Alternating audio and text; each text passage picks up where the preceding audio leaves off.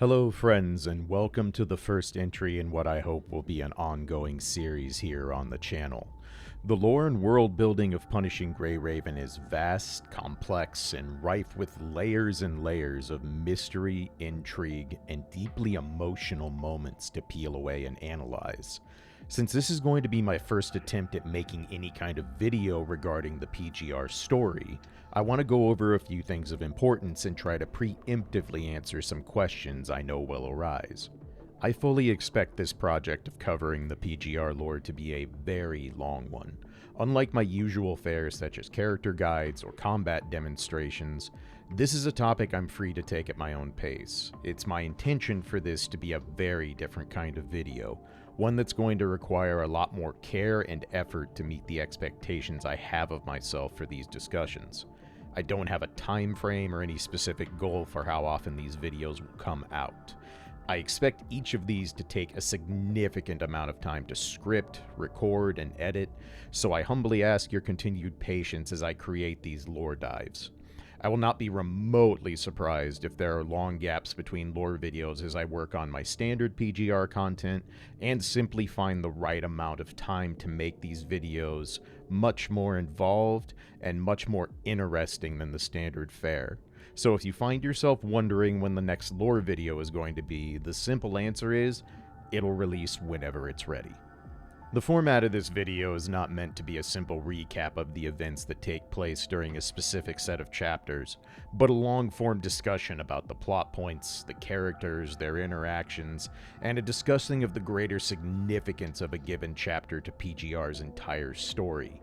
I fully expect the format and style of these videos to evolve as I learn more about how I want to present them, but I absolutely welcome your feedback on what you feel works, what maybe doesn't work, and any input you'd like to give, positive or negative, to how I choose to approach a lore discussion. I also want to lay out a few disclaimers before we get started. The opinions and discussions in this video are going to be from my own personal point of view. My goal is to share with you the thoughts, questions, and revelations that leaped into my mind as I go through each of these chapters with rigorous note-taking and documentation. It is very possible, in fact I would go so far as to say extremely likely, that you may see certain aspects of the lore and story differently than I do, which is part of the beauty that comes with discussing a complex story.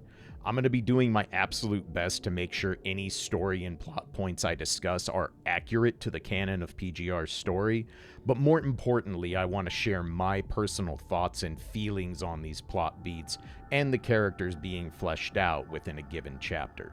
The next obvious disclaimer is to remind everyone that this video will be loaded with full spoilers up through the chapter being discussed, and may contain light spoilers or references to future events in the PGR story where it's appropriate. I highly encourage you to make sure you are well caught up on the story before watching this video or any of my future lore videos so you can enjoy them without fear of being spoiled. The last main thing I want to address before we actually dive into the meat of this new video format is, why start with Chapter 15? There's a few main reasons I've chosen to start this series with The Last Spark. First and foremost, I've come to the realization that if I attempt to catch up on rereading everything that I've personally already read, in addition to the large number of chapters, interludes, and side stories that I have yet to read, that I'm not going to have a lore video out for a very, very, very long time. Thus, I'm going to be tackling these videos shortly after I finish their respective chapters, treating this as an ongoing long-form project that I expect likely might take multiple years to actually complete. The other main reason I've chosen the events that reverberate around Chapter 15 is I feel this is one of the points where the PGR story really starts to hit its stride. I think the events of Fake Ascension, specifically Chapter 13, are a real turning point for PGR as a story, but Chapter 13 is an absolute nightmare to try and organize every story beat on due to the unique way that chapter originally released in its adventure mode. So many key moments and character events happen in Chapter 13 that impact the entirety of PGR's story going forward, and I feel trying to open a brand new video series with such a daunting starting point would probably not be a very wise decision. In addition to all of that, Chapter 15 is an incredibly impactful one to PGR's entire story, but it's not so dense to become a massive mountain to try and climb and break down its themes, its characters, and the key moments that happen within the chapter. As I reread this chapter, I found myself growing more and more convinced that this is an excellent place to try and figure out how I want these videos to work. So that's why this series is going to open here. My initial plan is to go through each subsequent chapter and their related interludes and side stories in order, but those plans may change depending on how this series evolves. This first lore video will mostly focus on Chapter 15 itself, its hidden chapter, and the interludes that tie into its events. Other chapters and events will be referenced where appropriate, so once again, I strongly recommend being caught up well past this point in the story before watching this video. With all those caveats laid out and the disclaimers out of the way, let's take a very deep look at a truly fascinating chapter in Punishing Grey Raven, The Last Spark.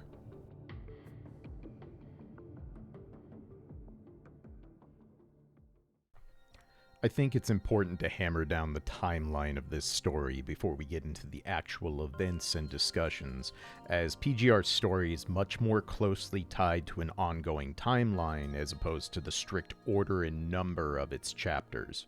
I mentioned in the intro that this will not be a simple recap of the story, but I will be explaining most of the plot events beat by beat to set up a deeper discussion of the characters and the themes of the chapter itself. Chapter 15 starts 24 hours before Cerberus would receive the mission that sends them to Lucia and Luna's childhood home, where Luna's mind signal was picked up by multiple parties, including Kurano, Babylonia, and the Ascendants themselves. We kick things off with an interesting and somewhat tense exchange between Nicola and Collins. By this point in the story, we've become intimately familiar with Collins' unique brand of doing anything and everything to achieve his, and by extension, Kurano's goals. I expect to have multiple deep looks into Collins and Kurano in the future, but for now, Nicola has graced Collins' gaudy decorated office to demand the release of Commandant from observation, accusing Collins of crossing Parliament lines. A heavy exchange occurs as Collins offers a deal. Deploy Cerberus and the Commandant to the area where Luna's mind signal was located in hopes of finding her. Nicola's not interested in playing ball with his former colleague until Collins produces the item that will catalyze the events of Chapter 15. A simple decaying paper bag containing old paper documents boldly marked Top Secret. By now, we as readers are keenly aware that any deal with Collins is PGR's version of striking a deal with the devil. Collins is always playing for one team and one team only, Kurano, so any gifts or boons he might be offering in negotiations have to be taken with a great deal of scrutiny. In spite of all of this, Nicola agrees, surprising Collins somewhat as he reminds Nicola that old-style documents like this are dug up and circulated through the black market constantly, referring to them as a dime a dozen. Nonetheless, the bargain is struck, and we quickly learn why. Nicola soon meets up with President Hassan, handing over his newly obtained prize, and we learn that Hassan is making some serious moves. Nicola acted as though his negotiations went on behind the president's back, as a way to throw off Collins' scent to their true intentions. Hassan has become convinced that Kurano has found some powerful leverage to utilize, as acting so boldly out in the open is not their usual MO. So he had Nicola appear to act autonomously to outmaneuver Collins. So what exactly is in this data that could be so valuable to have Hassan going on the offensive? The answer is the potential coordinates of one of the 0-point reactors, specifically the one known as Atlantis. This sets up the location for where this chapter's key events will all unfold. From here we cut to our chapter's main character, Vera. 2 hours after Cerberus's mission taking place in Chapter EX-05 has been abruptly terminated. We've had multiple interactions and moments with Vera by this point in PGR's story, but this will be our deepest expansion into her character by a notable margin. Vera and her team have been separated and are currently being interrogated by Kurano constructs. Vera's unimpressed and shows minimal hostility, but her reputation has these Kurano goons on guard, with one of them even muttering her old nickname, the Red-Headed Death. It's at this point that Vera receives a set of coordinates on a private channel showing two locations, one only 5 kilometers away, the other being extremely far. Knowing only Nicola has access to this channel, Vera immediately springs into action, realizing she has been given an urgent mission. The first coordinates lead Vera to the Commandant, who is shockingly on Earth and is in fact not connecting remotely from Babylonia, as we were led to believe during the events of the mission to investigate Luna's mind signal. Kurano has fashioned an identical room to the one used for remote mind connections in a transport craft, and secretly shuttled the Commandant down to the surface to maintain their control over his confinement. Just a quick editor's note here, I'm going to be referring to the Commandant with he, him, his pronouns, just to stay consistent with my story experience, as I've set the Commandant's gender to match my own. This helps simplify the writing process a bit, but I do feel it's really important to acknowledge that the Commandant does not have a canonical gender. Vera and Commandant take the transport craft and decide to make a run for it, completing the first and much simpler part of her newly assigned mission. We see a rather interesting exchange after the rescue between Rebecca and Collins, where Collins is quite amused that Nicola has decided to play such an aggressive gambit. He ponders if the data he's traded to Nicola at the start of the chapter is what has emboldened him. Collins instructs Rebecca to have Kurano pursue the Commandant, but if they're unable to catch up, to simply let him go. He feels they can take what they need from the Commandant when the time arises. It's here where Rebecca realizes that Collins' in-game is entirely focused around finding Luna. I'll have a lot to talk about when it comes to the ties between Collins, Luna, and Kurano, but we're going to leave that for a more appropriate time.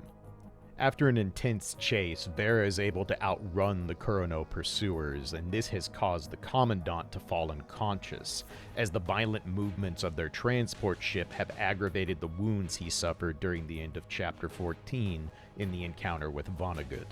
When the Commandant comes to, he sees Vera administering an IV and medical care to him.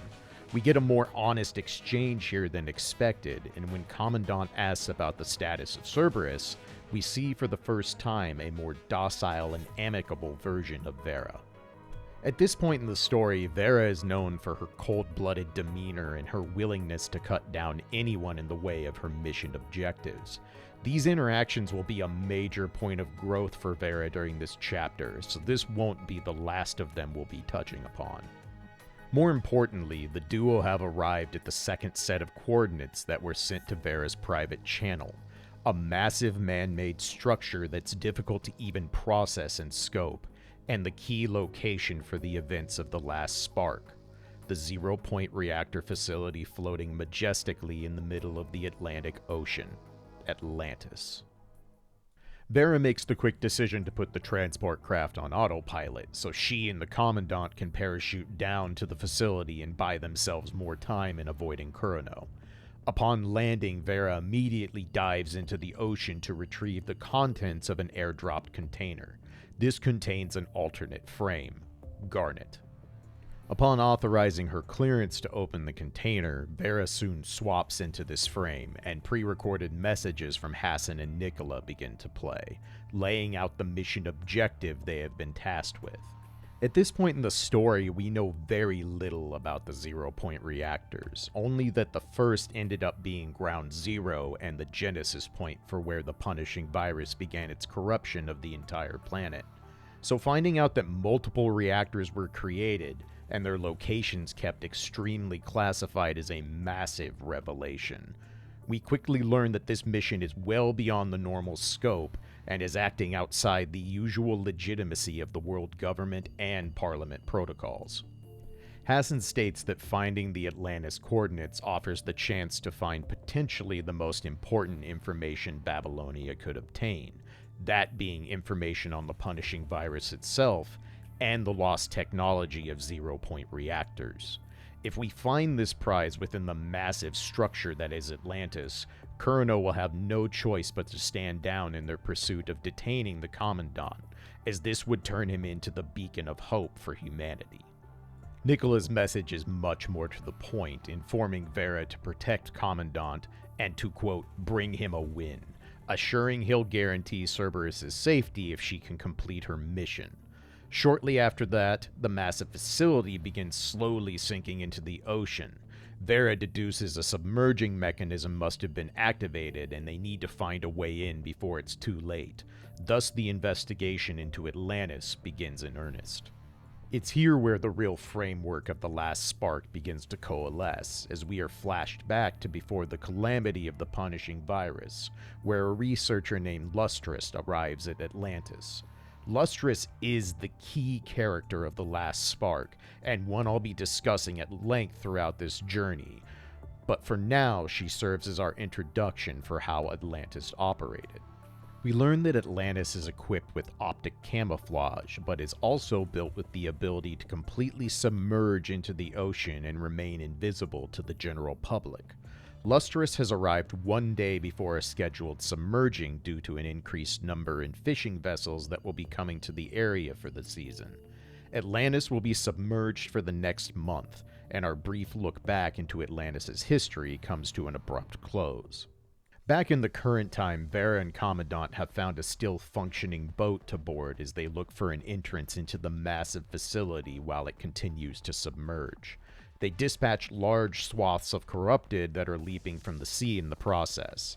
At this point, we're keyed into the other major player in this chapter, as we find Lamia having arrived at Atlantis.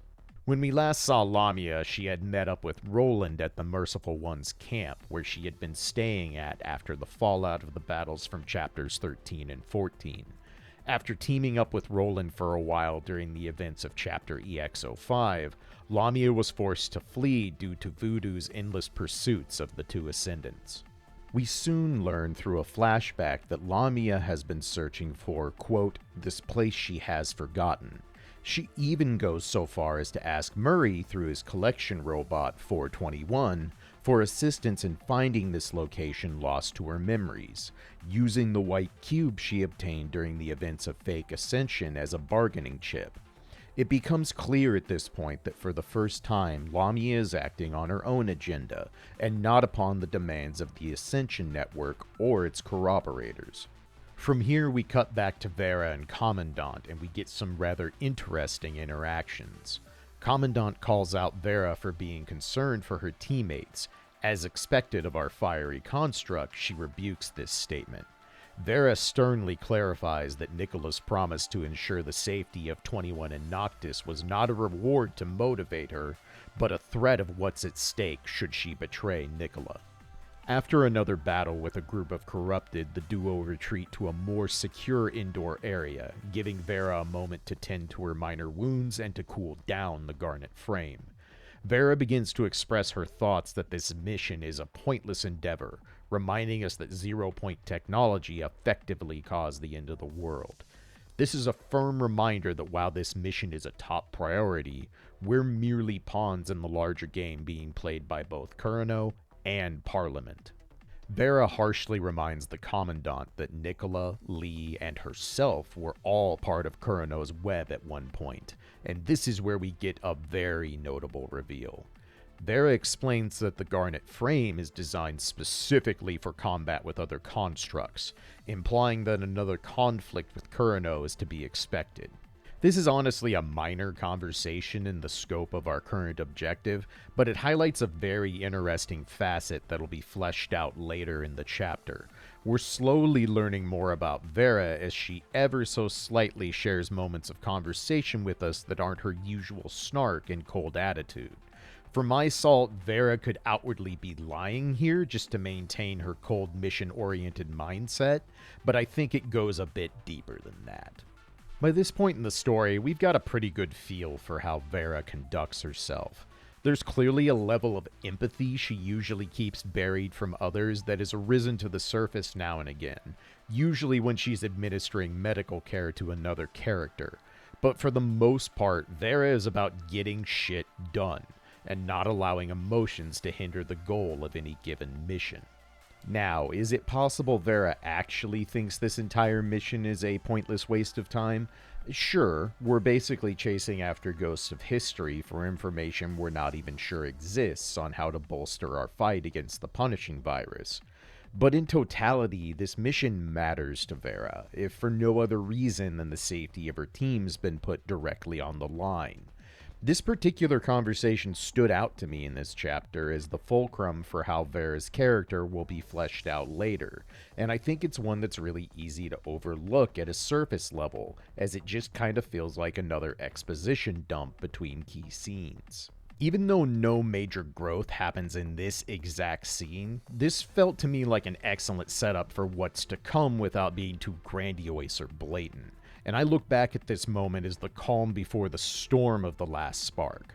As from this point on, the things we will learn about these characters, and especially about Atlantis, will have extremely far-reaching consequences moving forward. Soon after, we're flashed back to an active Atlantis and get some real insight into exactly how tightly this ship is run. We discover that Lustrous has been tagged as the director of research for Atlantis and is calling a morning meeting to order. During this short flashback, we learn that anyone incapable of performing their assigned duties to the highest degree within the 0 Point facility are shipped back to the mainland, where they will be constantly monitored for the rest of their lives due to their knowledge of such a classified facility. As we return to the present, this is where the dark and haunting history of Atlantis starts to come into focus. Vera and Commandant continue their search for any useful information, but as they walk the corridors of Atlantis, they come to an unsettling realization. Atlantis is shockingly clean for a place that has supposedly been devoid of human life for quite a while.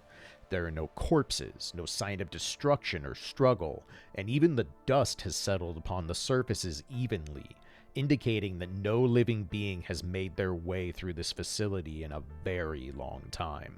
Before long, the duo find themselves in a large area where there's a notable lack of any food or supplies. Upon looking over at the largest desk in the area, our heroes find a single nameplate: Lustrous. This is the moment where the veil is well and truly off, as Vera and Commandant locate an old projection journal from the research director. Lustrous documents that the moment they got word of the punishing outbreak, that Atlantis was immediately submerged. Convinced that Atlantis may be the last hope of all humanity, Lustrous acts on raw, cold logic, devoid of any compassion or empathy.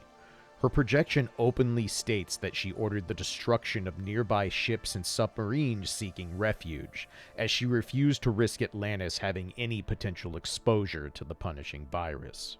Any and all calls for aid are ignored, and refugees are refused entry. This is the beginning of a dark rabbit hole that will lead us to learn more about one of the most callous and frankly vile characters we've met thus far in the entirety of Punishing Grey Raven.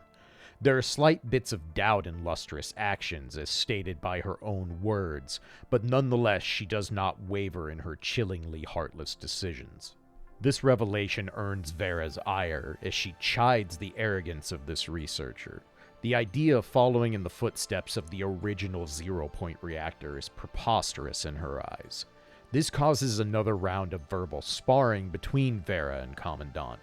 Commandant openly tells Vera he does not believe the callous walls she puts up are real, and that her anger at the decisions made by Lustrous are proof of that. From this point, the duo continues searching for any clues about how to reach the 0 Point reactor, and after scanning some of the cleaning bots that remain within the facility, Vera and Commandant are able to make their way to the core of Atlantis. The view of the 0 Point reactor is haunting, emitting an eerie blue glow with a massive glass wall enclosed around it that is so clear it almost appears like water. It is at this point that we discover what's triggered the submerging of Atlantis, as we see Lamia has also arrived in the reactor area. Having no idea how the Ascendant could have located this place, the duo attempt to pursue Lamia. It's clear she's in a great deal of distress as she exclaims to, quote, "Let this place sink into the depths of the sea."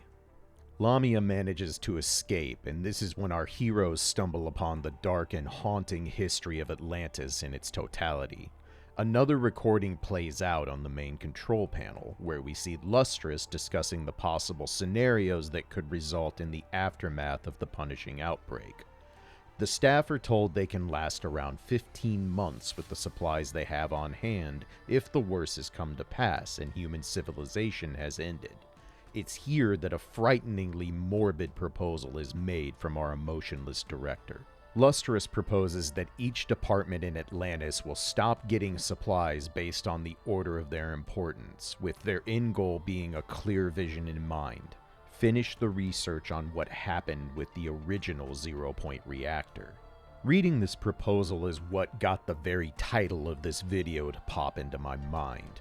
There was no proposal to scout for information, and this team of isolated scientists, doctors, and researchers have determined that they are the last and best hope for the future, and they are willing to sacrifice every single person in Atlantis to try and make that reality.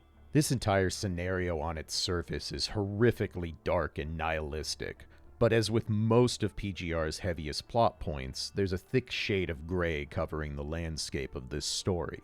From Lustrous's point of view, the apocalypse has already come to full fruition, and none of them will come out on the other side alive. From that angle, one could argue they're taking the most pragmatic approach, vowing to do the most with what time they have left in a desperate attempt to leave behind a possible solution should humanity somehow survive. It's not unreasonable or unexpected that these individuals who have based their entire life's work on the concept of logic, data, and results would default to the plan most likely to produce an effective result. But this is where I feel an important question must be asked. How can humanity be saved by the process of stripping away humanity itself to reach the answer? It's not a reach to lay out this ideal as the needs of the many outweighing the needs of the few. If letting the entire crew of Atlantis slowly starve to death can maximize the chance that they find the answers that may help humanity reclaim their home planet, then the reward must easily outweigh the cost, no? I would object to that line of thinking, which in fairness is easy to say as someone not put in the situation of trying to make a nearly impossible choice in the aftermath of the apocalypse. But like any good story, PGR is not just about triumph in the face of impossible odds. It's a world that openly explores the flaws and darker natures of its characters.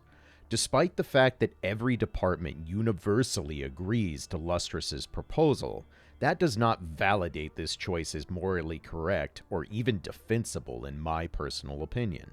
Lustrous has appointed herself arbiter of the fate of the entire facility, and in my eyes she's using the fact that she is surrounded by people who operate on cold logic over any sense of morality, or empathy for that matter, to guarantee that her nihilistic plan will be agreed to. Propping up one's work as the last bastion of humanity while willingly condemning thousands, if not tens of thousands of people to a dark and horrific end displays a level of nepotism we've only seen a handful of times in this world, almost all of them revolving around Kurano and its universal buy-in of the ends justify the means. And I still have a great deal of thoughts about Lustrous and Atlantis during its final years, but for now let's table that and get back to the present time. A final journal recording plays where Lustrous informs us she has created an Omega file that will contain the past 3 years of their entire research. Everyone in Atlantis has died except for Lustrous, and she claims she is now out of food as well. Lustrous states that she'll be going to the highest spire of Atlantis to await her end, and will be taking the file with her. She instructs to whomever might find this recording to seek her out if they have any hope of sharing these findings with what's left of humanity. After this bombshell of how Atlantis met its end has been revealed, Vera can't help but laugh at the insanity of it all. She even goes so far to admit that the earlier verbal barbs launched by the Commandant were not unfounded, and choosing to, quote, side with humanity has more merit than she wanted to admit. With Atlantis still sinking, the goal becomes clear. Find Lamia, who appears to be the only one capable of aborting the submerging process. Vera and Commandant conclude that Lamia will head to the highest spire as well, where potential answers to the truth of zero-point technology supposedly lie with Lustrous. As our heroes sprint through Atlantis, they grow increasingly frustrated that every alarm and automated security process seems to target them, but completely ignores Lamia. This only broadens the mystery of the facility, and as the duo fight their way to the top of the spire, we get a final flashback of Lustrous within the highest point of Atlantis. She gives her final monologue, one that ever so slightly hints at remorse for her actions, but offering no semblance of an apology. What comes next is an incredible scene that finally helps us expand upon Vera's character. Lustrous is found intact within the spire, showing little sign of decay. More shocking than that, however, is the case of food and rations found by her corpse. The Arbiter of Atlantis' Inn did not starve to death as all her colleagues did. She simply took her own life once she was alone. Vera, with no hesitation, reaches into the supply box, pulling out some of the hardtack rations and stuffs them into her mouth. Vera, the red-headed death, the feral dog of Cerberus, for the first time ever shows us raw, unfettered emotion. She declares that since Lustrous couldn't take it, that she will. She'll take the pain, the memories. She will open her hand and accept the baton that was never meant to be passed. This is a remarkable moment for Vera's character. The commonalities between Vera and Lustrous aren't exactly subtle. Vera forsakes emotion and impulses to ensure her missions are completed without failure, while Lustrous tends to do the same. Logic and results are all that matter. Emotion is a weight that must be cast aside to achieve the goal. Unlike Lustrous, however, we've seen tiny glimpses of Vera's ability to empathize and care for her fellow man. She often scolds her teammates constantly for their bickering, but would do anything to ensure their safety.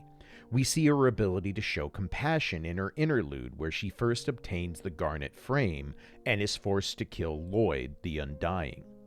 Vera is simultaneously appalled at Lustrous' hypocrisy and completely understanding of the burden she attempted to bear, and this scene is a masterful display of character growth, setting up the climax of The Last Spark. Finding the Omega file in Lustrous' pocket, Vera tosses it to the Commandant and firmly declares that she's going spearfishing, leading us to the inevitable showdown with Lamia on the sinking surface of Atlantis' highest structures. Or rather, it would lead us there. It's at this point I feel it's paramount that we turn our focus to the hidden side of Chapter 15. And if you thought the main chapter was devoid of compassion and humanity, I regret to inform you that you ain't seen nothing yet.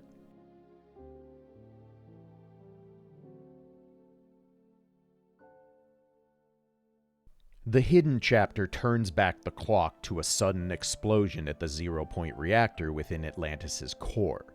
Lustrous demands a report which informs us that 2 researchers are dead and another is in critical condition, unlikely to survive.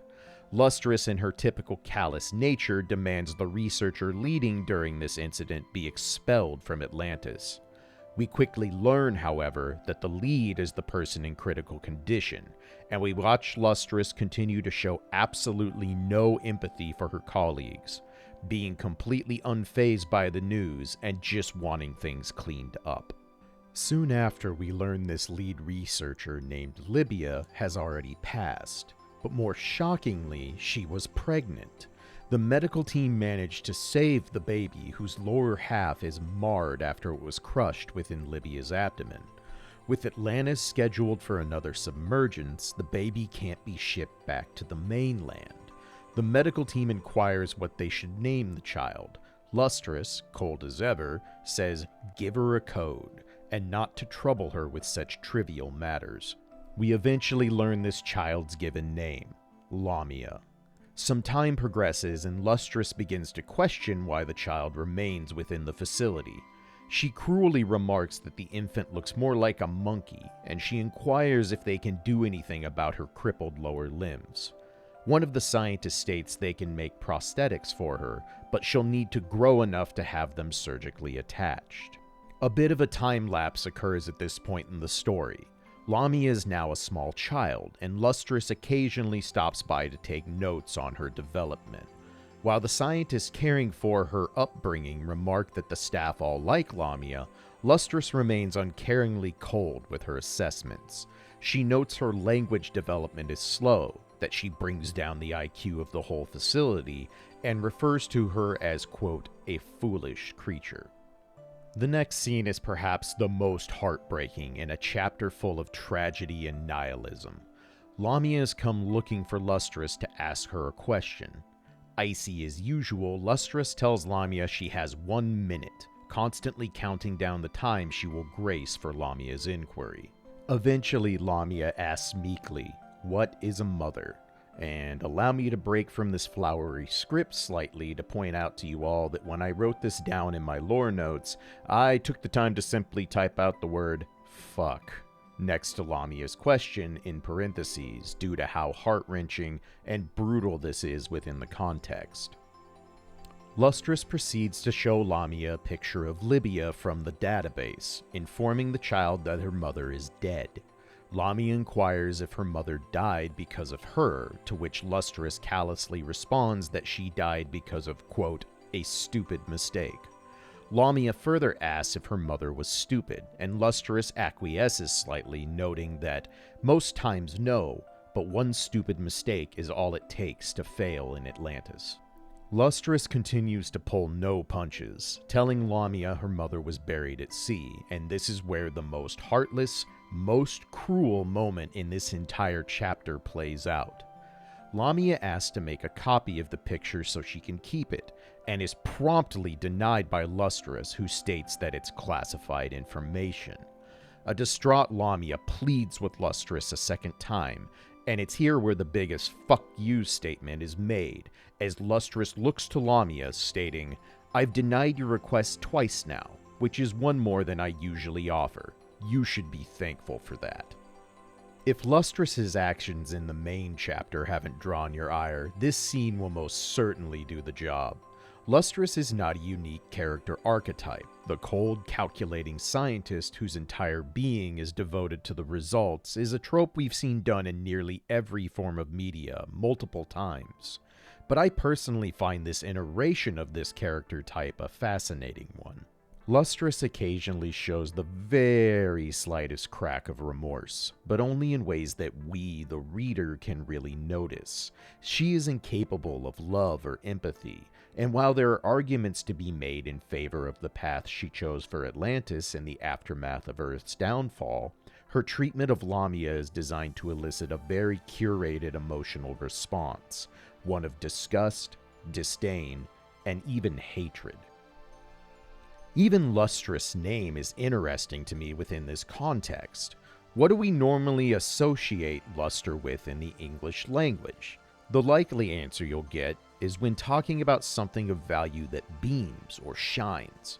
The most common thing that comes to mind is talking about diamonds or gems shining with a lustrous glow, making them stand out at a glance. Lustrous is clearly the class of her field. She didn't obtain the title of research director by happenstance, but where her knowledge and dedication shine, her humanity, her empathy are covered by thick layers of emotionless grime, devoid of anything that could be thought of in the vein of luster. Diamonds are most often thought of in their lustrous, shiniest aspects, being turned into jewelry or trinkets to show off. But their value's been overstated, twisted to convince consumers to believe a bright lustrous gem mounted upon a ring or embedded in a necklace is of the utmost importance. In reality, it's all a facade, a way to turn a rock into something precious because it happens to shine brilliantly.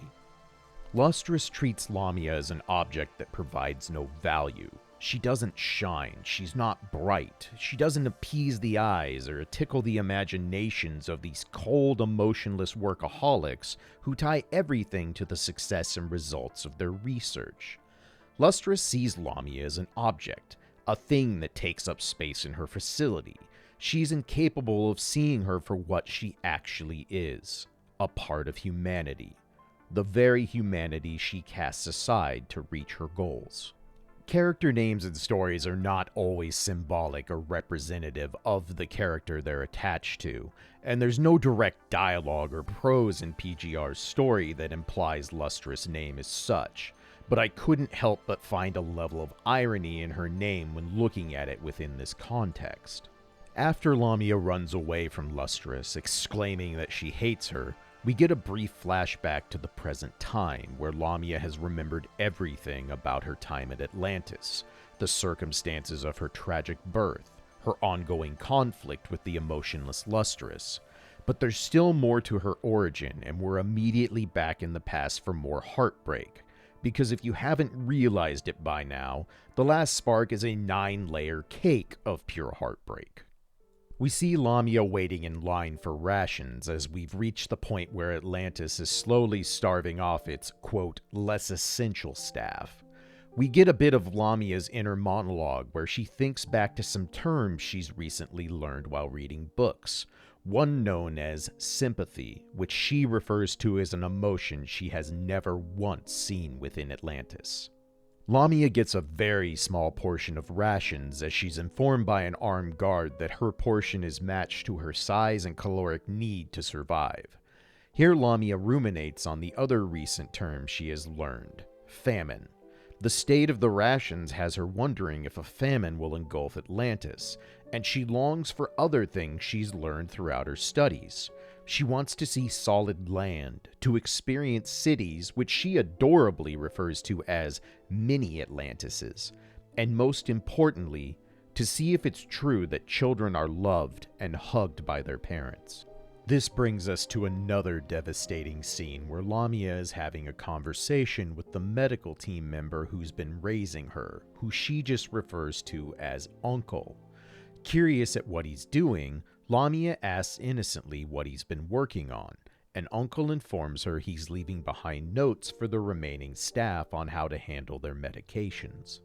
It's here where Lamia learns rations are running low, and that certain people will starve to death. When she asks if this includes Uncle, he tells her that, quote, of course, he'll die like the other team members. Naturally, Lamia then asks if she's going to die.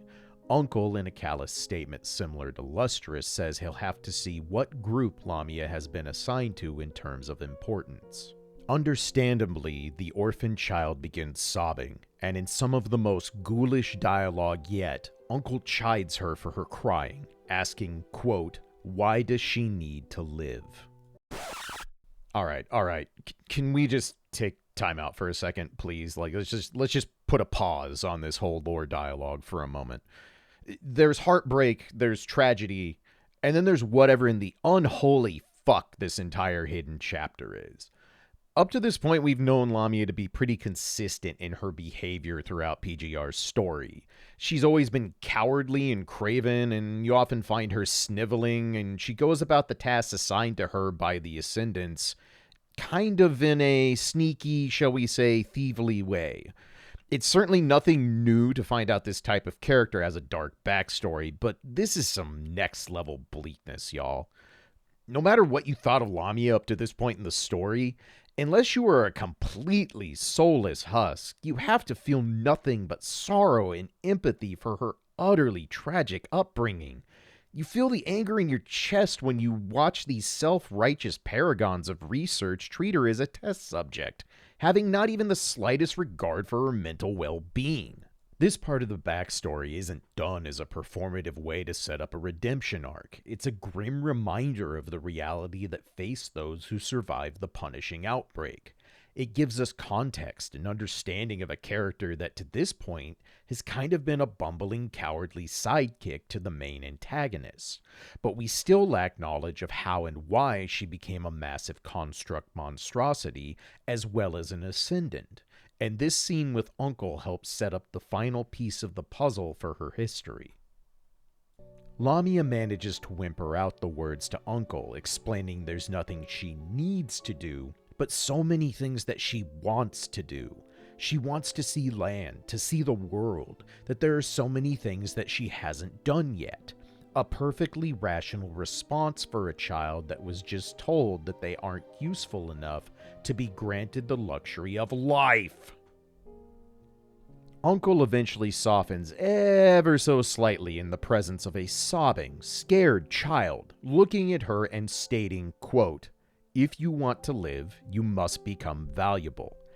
I hope it really hammers home how deep we are digging for any semblance of empathy or humanity that the statement, "If you want to live, you must become valuable," is something we can look at as the closest thing anyone in this facility has offered this poor, scared, crying child as positive reinforcement.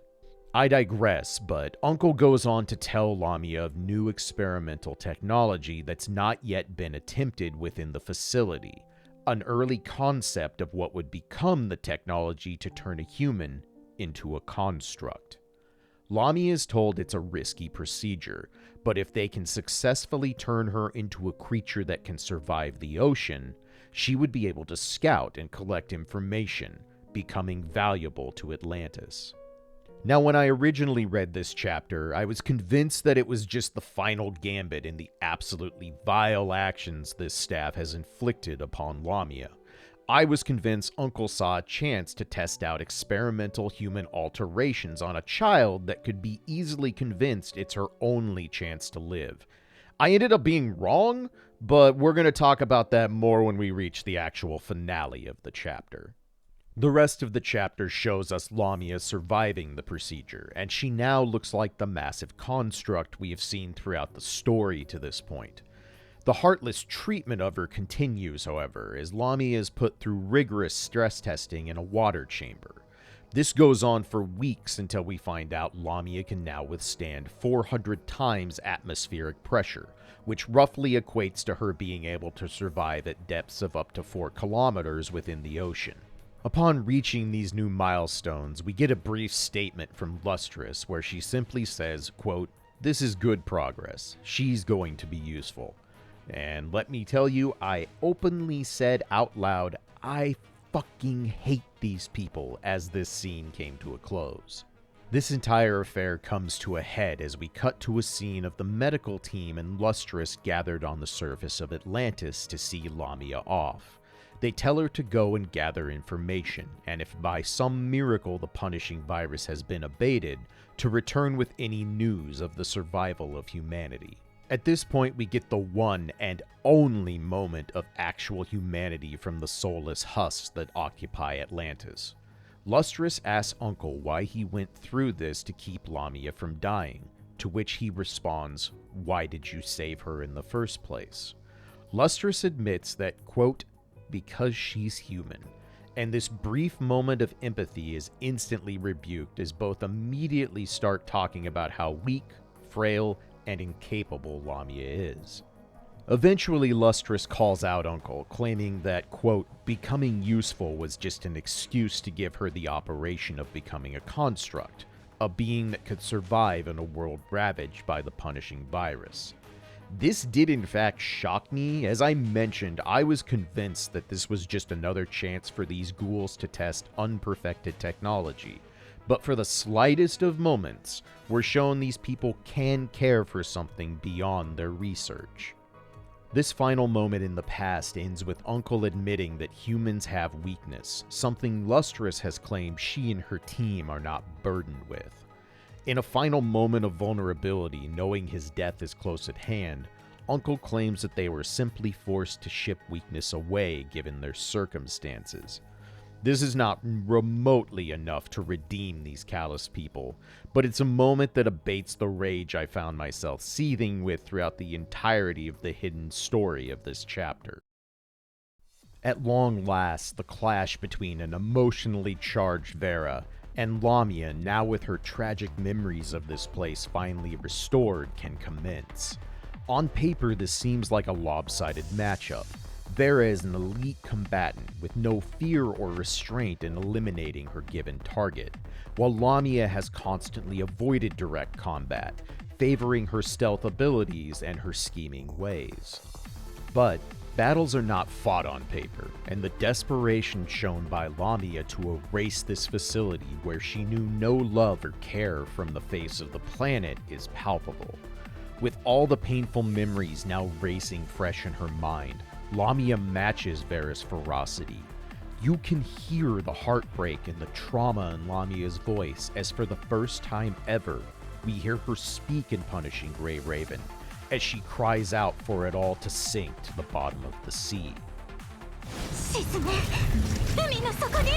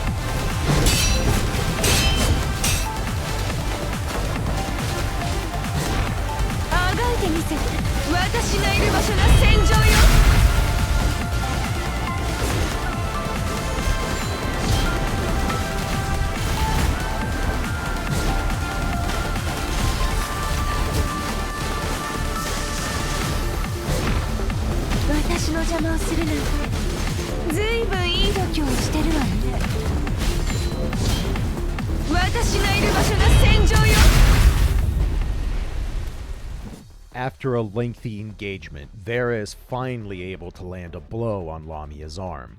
Realizing she can't beat the red-headed death, Lamia flees once again, and Vera stands alone. Victory is not absolute, however, as Atlantis continues to sink, and with Lamia abandoning the facility, it appears doomed to fall into the ocean for eternity. Vera takes a moment ruminating on her actions and noting how out of character it was to try and save this damnable place. At the last moment, a Babylonian transport craft arrives, and out of nowhere another earthquake begins, shaking Atlantis as it begins to rise to the surface once more.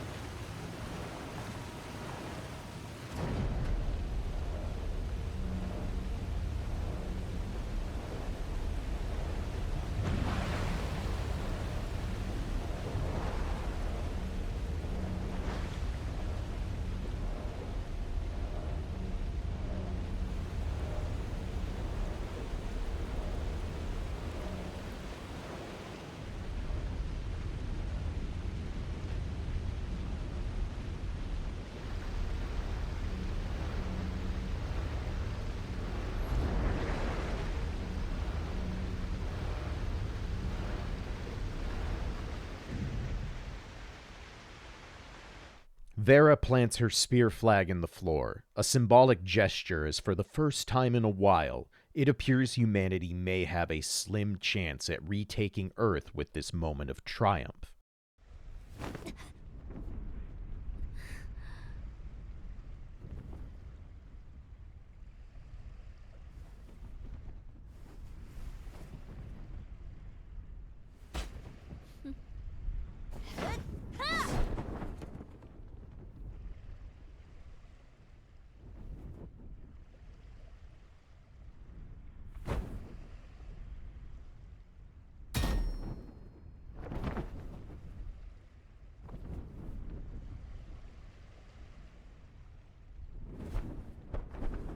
We are then privy to one final journal from Lustrous that theorizes the punishing virus was not created by the 0-point reactor, rather that the 0-point reactor acted as the doorway for the virus to arrive upon Earth.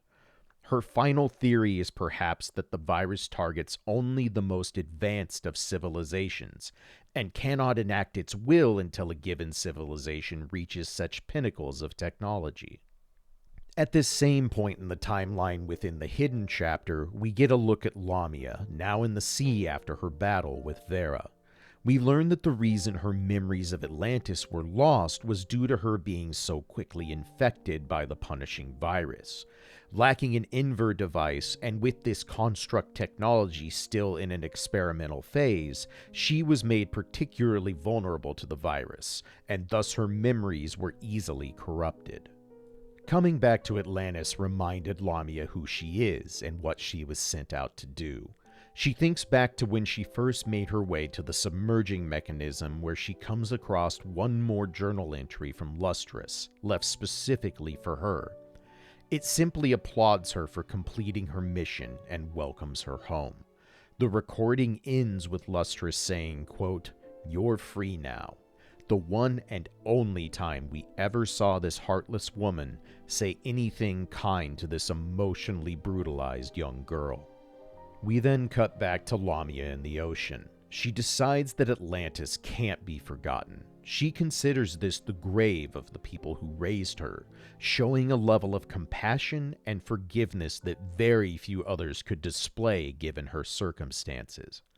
Lamia makes her way back down to the submerging control panel and stops Atlantis from sinking to the bottom of the sea.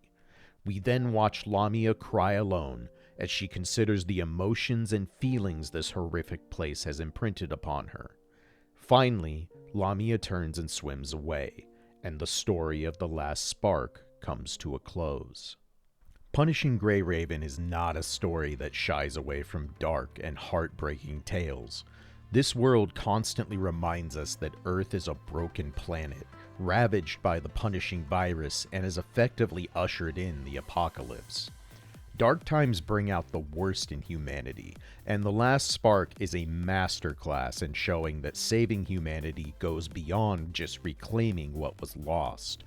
This is a brutally merciless reminder that reaching the goal at any cost can twist good intentions into cold cruelty with little effort. The revelations in this chapter are massive. We witness not only an immense growth with a key character in Vera, but we get an entire backstory for Lamia that makes us realize this antagonist, who's been craven and dastardly at her worst, and who comes off as whiny and obnoxious at her best, is simply a traumatized innocent girl who is desperately seeking acceptance and anything even remotely resembling love. In turn, we've been introduced to new characters who have potentially found vital information for understanding how the punishing outbreak came to be, and perhaps even new ways to fight back against the threat that has overtaken nearly the entire planet. It's shockingly easy to overlook how important these reveals about the 0-point reactors are, because we're bombarded with some of the most miserable and hateable characters this story has introduced. Ultimately, these characters are allies in the fight against the punishing virus, but for me this chapter is defined by their willingness to forsake anyone and everyone for what they believe is the only goal worth their efforts. The isolationist mindset that is clearly taking over Atlantis is in the limelight from the very first moment we go back in time and meet Lustrous. The moment the punishing outbreak occurs, everyone outside of Atlantis is considered a threat, a target that must be eliminated so that their precious research can continue unabated. Soon even the staff themselves are expendable, a necessary casualty for the greater good. This represents a level of hubris and nihilism we've rarely seen on display in this story thus far. Yet all of it pales in comparison to the gut punches we are forced to endure as we watch an innocent girl get caught in the crossfire. Ripped from the womb of her dead mother and raised by people who are incapable of the most basic level of empathy or care, reminded constantly of her ineptitude and her inability to be even modestly useful to their cause. It's little wonder that Lamia has been a notably unlikable character up to this point. She's gone through hell more than once, and through all of it, she somehow manages to show more empathy and more love than the entirety of Atlantis combined, as she ultimately chooses to save it from sinking to the depths, where it would have been lost and forever forgotten. Yet, on the other hand, we see the opposite of this tragic tale in Vera, a character who too often portrays extremely nihilistic beliefs and operates on cold, calculated choices. It's not her place to question who needs to die, simply to make sure that the red-headed death completes her mission. But even Vera softens as she bears witness to the hubris and pride on display when it comes to Lustrous, culminating in an unforgettable scene where we witness the most hard-ass of constructs cramming rations into her mouth to prove the point, to accept the torch and run with it where the original bearers fell. But perhaps no character garnered my attention and helped form the script of this video more than Lustrous. We're not inexperienced when it comes to humans acting in easily detestable ways in this story. Kurino is constantly acting as a foil, if not an outright antagonist to our causes, with their ability to show extreme malice if the means get them to their desired ends. But Lustrous is different. Lustrous's goals are directly aligned with humanity's from the word go. Zero-point technology was the fulcrum that was going to launch humanity into a new age of enlightenment, and she was one of the many key players in trying to harness that potential to better all of humanity and its future. Even after the outbreak, she takes the reins and determines that if they can't stop the virus, the next best thing is to understand how it came to be, and how to potentially leave humanity with a way to fight back. Yet, through all those good intentions, we see a woman who can barely be called human. Her emotions never crack the walls. Her heart remains locked in a solid cage of ice. Lustrous is one of the most easily detestable characters in the entirety of PGR to this point, and that is a really competitive category to be going after. That dichotomy is what really stood out to me as I was processing the themes and the concepts of The Last Spark. I have no doubt that some, perhaps even many PGR players would take this very differently. It's not a difficult argument to present that Lustrous is cold and callous because she has to be. The future of humanity is not secured with vibes and good feels, but with action, tireless effort, and a willingness to reach the goal regardless of the tribulations that present themselves along the way. I would not begrudge anyone who says they completely understand Lustrous's actions, or even empathize with her position and the massive burden that weighs upon her shoulders. But I feel this story goes out of its way to remind us that achieving humanity's goals cannot come at the expense of humanity itself. Perhaps in the face of the apocalypse, all bets are off. It's succeed or fail, and success at any cost outweighs any amount of cruelty or malice that may be produced as a byproduct of that success. But I see PGR as a story about what it means to be human first and foremost, and that's a test Lustrous has absolutely no chance of passing. Condemning her colleagues to slowly starve while they spend the final months of their lives furthering the progress towards the goal is already worthy of our scrutiny and ire. But when Vera finds her corpse next to those rations and realizes she took the quick way out, it really encapsulates why this character made me seethe with every line that I read. In the end, tragedy is an inevitability in a story based around the concept of humanity being almost completely wiped out, and its planet on the verge of being irreparably lost. The Last Spark is rife with tragedy old and new, and it sets the stage for even darker chapters that await on the horizon. Thank you very, very much for sitting through the first of hopefully many lore-based discussion videos. This has easily been the most work I've ever put into any video I've made, and I have no doubt there's going to be much to learn and much to improve upon as I learn how I want to structure these type of videos and how I want to cover the massive behemoth that is PGR's world and story. If you made it this far, my appreciation knows no bounds for being so gracious with your time. If you enjoyed this dive into PGR's story and you'd like to support future videos in this series, I do have a Patreon. There's multiple perks available if you're feeling especially generous, but if you'd just like to be able to watch my videos a little early and with none of YouTube's obnoxious ads interrupting that journey, memberships start as low as $1. Once again, I absolutely welcome your feedback and criticisms on this video format. Much like my guides have evolved and improved over the last year, I expect this series to do the same, and any feedback you have can only be an asset in chasing after that kind of improvement.